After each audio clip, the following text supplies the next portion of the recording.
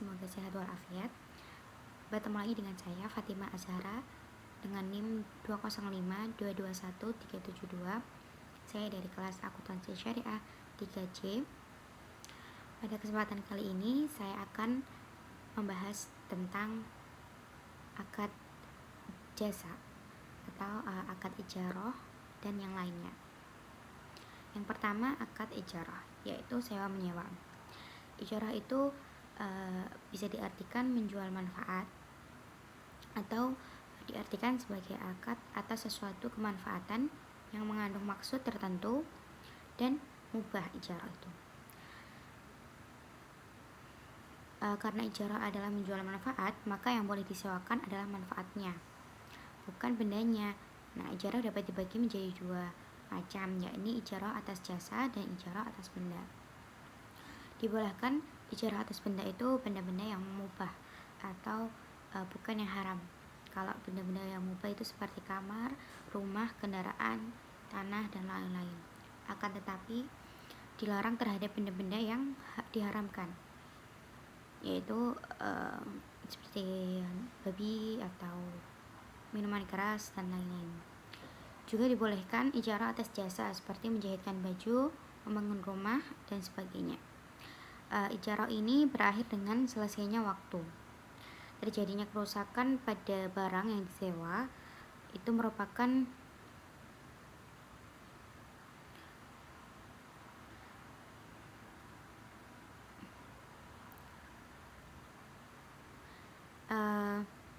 ijarah ini berakhir atau selesai bila terjadi kerusakan pada barang yang disewa, pembatalan akad, atau meninggalnya salah seorang yang berakad.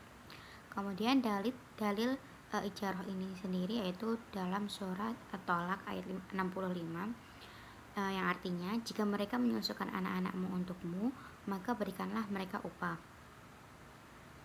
Kemudian ada di Al-Qasas ayat 28.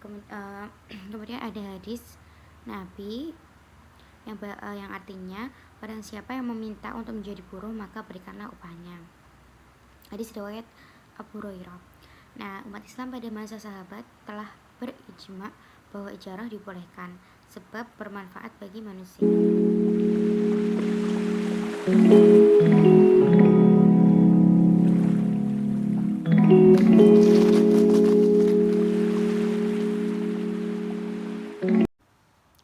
Yang selanjutnya adalah wakalah. Wakalah adalah transfer, tetapi secara definisi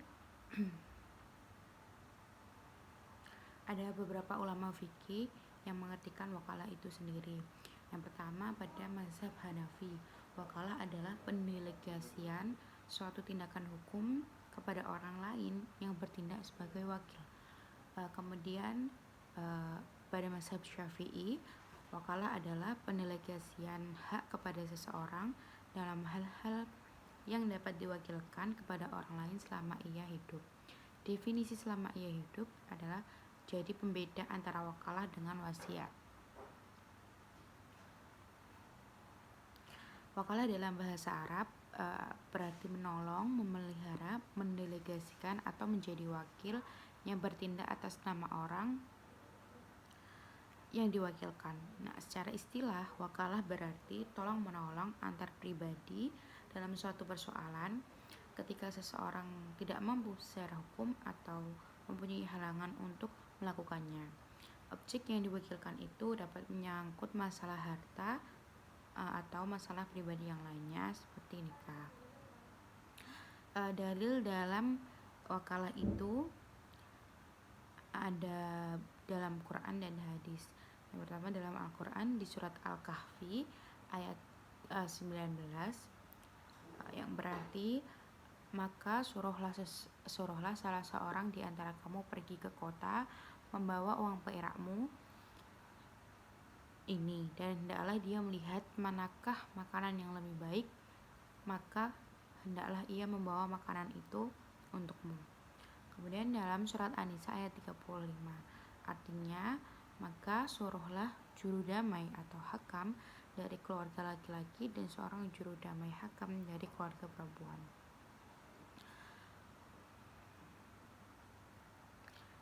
Kemudian rukun wakalah. Rukun wakalah itu yang pertama ada yang mewakilkan dan wakil. Yang kedua ada sesuatu yang diwakilkan. Yang ketiga ada akad ijab dan qabulnya.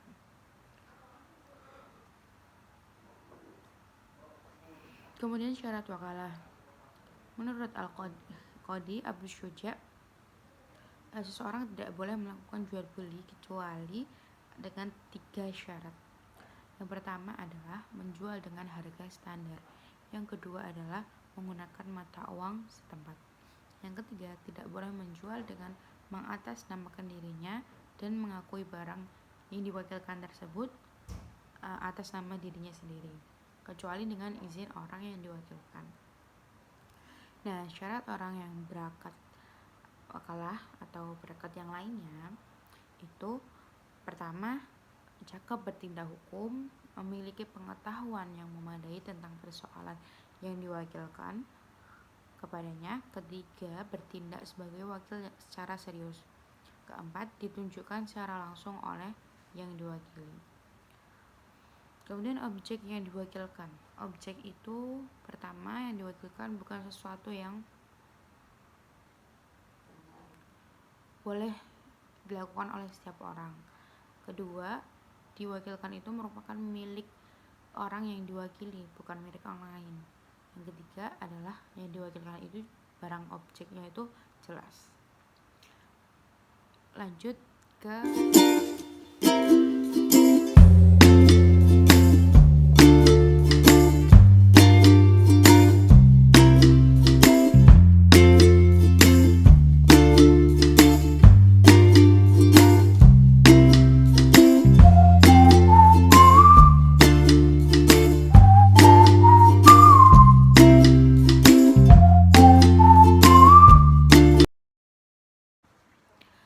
pembahasan selanjutnya adalah ji'alah.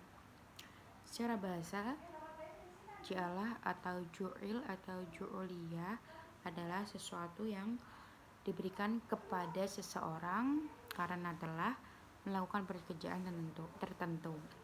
Nah, secara istilah, upah atau ji'al kepada orang yang telah melakukan pekerjaan untuknya.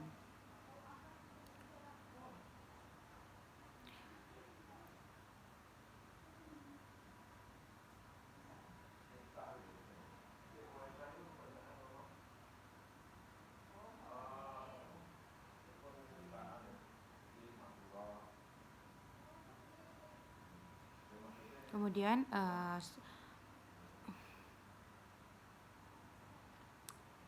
ji'alah adalah perjanjian imbalan tertentu dari pihak pertama kepada pihak kedua atas pelaksanaan sesuatu atau tugas pelayanan yang dilakukan oleh pihak kedua untuk kepentingan pihak pertama. Ji'alah sendiri adalah sayembara. Apabila seseorang melakukan sesuatu untuk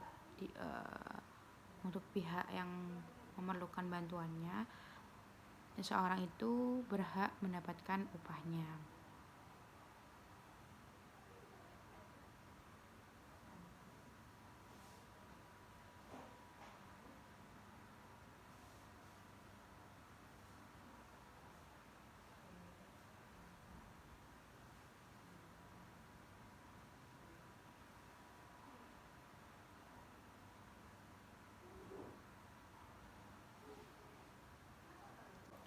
Landaskan hukum ji'alah.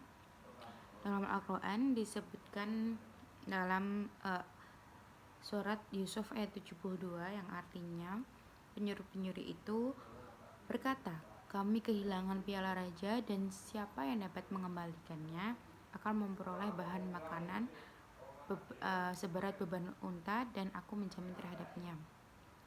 Bahan makanan seberat unta itu sudah ma'ruf di kalangan mereka. Sedangkan syariat umat sebelumnya juga berlaku bagi kita yang tidak ada nasnya dalam syariat kita yang menentangnya. Jadi sudah jelas dalam Al-Quran ada contoh yang mengajarkan atau memberi tahu syariat kepada kita umat yang sekarang, yaitu ji'alah ini boleh dilakukan.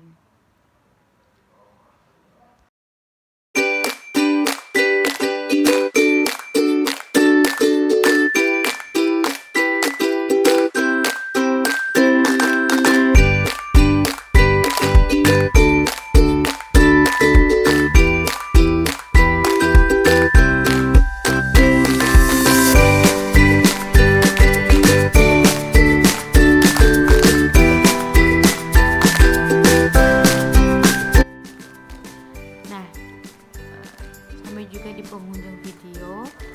Tadi saya sudah sebutkan tentang ijarah, wakalah, dan ji'alah. Yang ijarah adalah sewa menyewa, wakalah ada perwakilan, dan ji'alah adalah sayembara. Kemudian saya pamit undur diri. Apabila ada kesalahan atau kekurangan dalam bentuk apapun, saya Fatimah Azhara mohon maaf yang sebesar-besarnya. Semoga apa yang saya sampaikan bisa bermanfaat bagi semuanya. Terima kasih. Wassalamualaikum warahmatullahi wabarakatuh.